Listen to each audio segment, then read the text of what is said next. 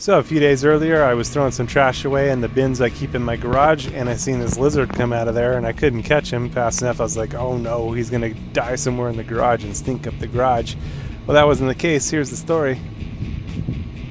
Welcome back to Kung Fu Maintenance, where I show you how to make the most likely repairs you'll need to make in your lifetime. If you'd like to get the latest videos, subscribe and then hit the little bell icon right at the subscribe button, and it'll notify you of any new videos when they're released for you.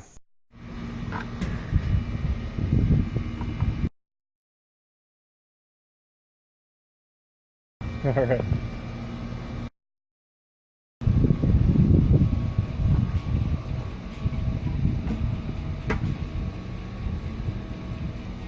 Sucker was hiding in the garage. Fortunately, he got in the bucket somehow. Out now.